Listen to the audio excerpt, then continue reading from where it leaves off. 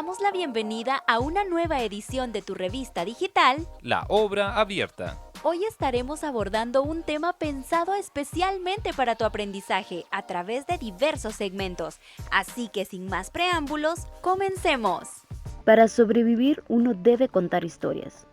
Eco ya era un clásico incluso antes de morir por abrir, desarrollar y consolidar un espacio conceptual como la semiótica.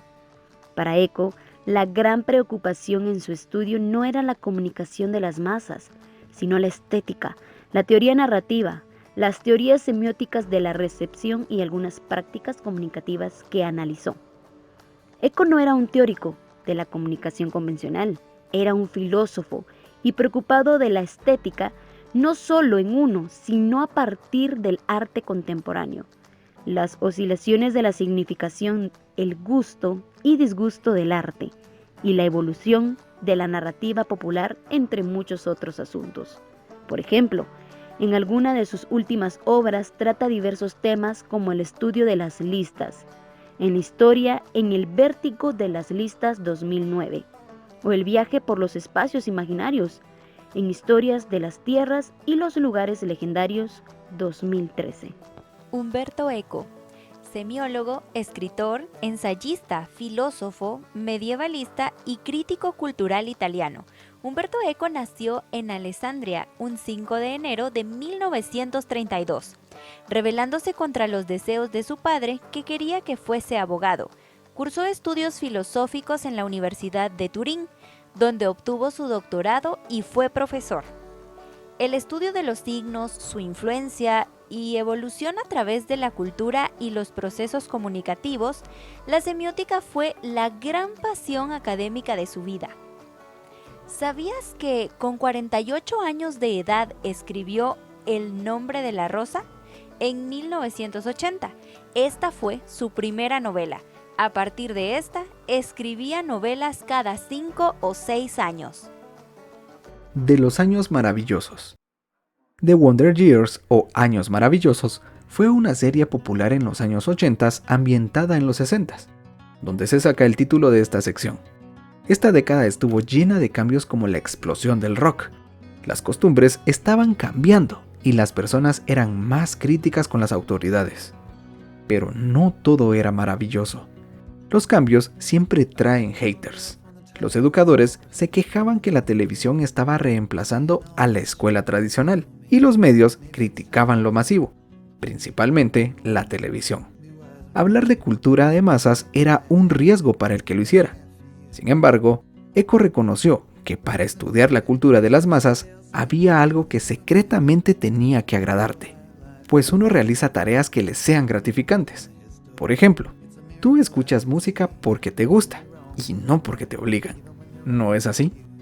Un dato curioso es que Eco ya había tenido contacto con los medios y la estética. Un año después de doctorarse por la Universidad de Turín, en 1954 trabaja para la RAI y en programas culturales de TV. Entre cómics y novelas populares, la discusión de los apocalípticos Superman y James Bond. Eco consideraba los cómics como el ejemplo perfecto de la cultura de masas. También le gustaban las novelas policíacas. De hecho, es algo que podemos observar en su obra narrativa. En el estudio de la cultura de masas y psicosociología de los medios, ha hecho una representación del análisis de los personajes y estructuras narrativas de algunos cómics como Superman o Charlie Brown.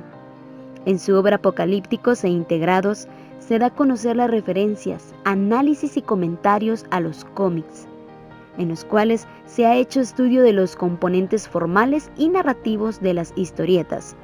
Por lo tanto, concluye como un género literario autónomo. Eco ha podido desarrollar una relación entre tipología de personajes, su construcción y contenido dentro del cómic. Eco menciona la estética del mal gusto, en el llamado kitsch. Esta forma parte de la cultura de masas. ¿Sabías que el sketch recurre a los lugares más comunes, llegando a la redundancia del mismo recurso? Por ello, en las telenovelas, la sobreactuación y musicalización producen un efecto romántico. El mito de Superman. Eco se refiere a este superhéroe como un personaje aspiracional, ya que tiene un trabajo y una vida cotidiana como cualquiera. Un periodista como Clark Kent con poderes sobrehumanos. El público heterodirigido, término que usa Eco para referirse a los lectores, no espera ser sorprendido, pues saben qué va a pasar en el transcurso de las historias. Mi nombre es Bond, James Bond. Para Eco, Fleming no es más que una persona que escribe con arte. En El superhombre de masas, las estructuras narrativas en las 10 novelas de Ian Fleming, Eco identifica las oposiciones binarias. Por ejemplo, amor-muerte, libertad-Unión Soviética, deber-sacrificio. Enumera 14 ejes opuestos y plantea que a partir de ellos se acerca a la estructura básica de la narrativa a las obras de Lang. ¿Sabías que? Eco basó su estudio de Ian Fleming principalmente en la película Casino Royale, la primera novela de la colección James Bond. La perspectiva semiótica informacional de la comunicación en 12 ideas. La primera preocupación teórica de Eco no es estructuralista, sino informal o cibernética. La semiótica cultural se centra en el estudio de los sistemas de significación creados por una cultura. La estructura es un modelo construido en virtud de operaciones simplificadoras que permite uniformar fenómenos bajo un mismo punto de vista. Una fuente de información proporciona un significado que podemos comunicar a otros. Un mensaje tiene claramente dos sentidos, como forma en tanto a estructura material y como portador de significaciones. Los procesos de decodificación tienen sus propios mecanismos.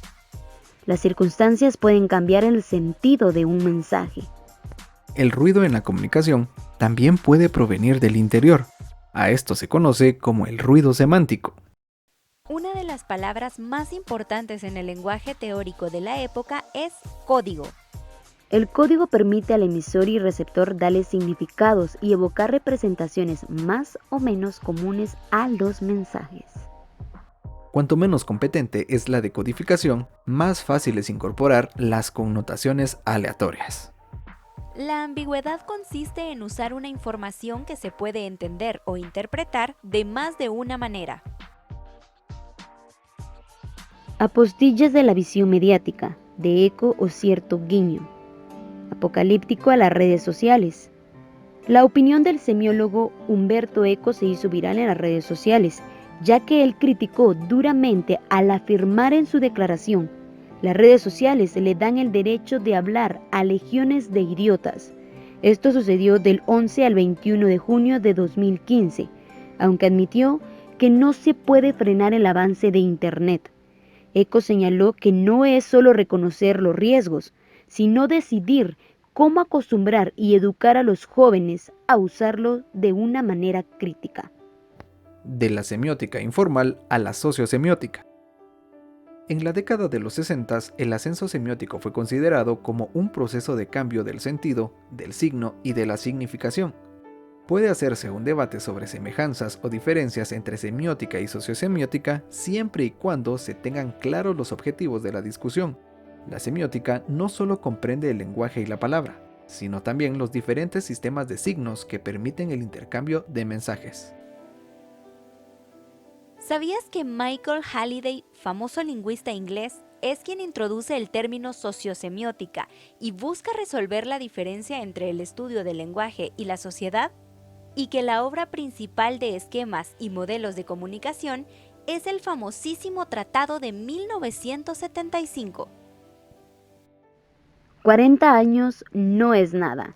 En el Tratado de la Semiótica General, Eco busca definir y construir el objetivo de la semiótica, con la idea de fundamentar más efectivamente la semiótica como disciplina auxiliar para el estudio de la cultura, de la significación y la comunicación. ¿Sabías que? El filósofo mexicano Mauricio Beuchot, especialista en lenguaje, intentó resumir el tratado en 3 páginas, algo imposible de entender si no se cuenta con alguna idea previa del texto. Además, el libro Kant y el ornitorrinco provienen de uno de los ensayos que forman este texto.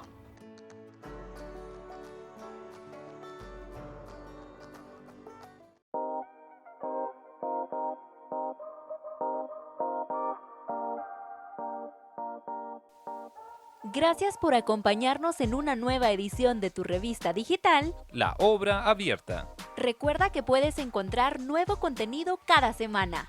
¡Hasta la próxima!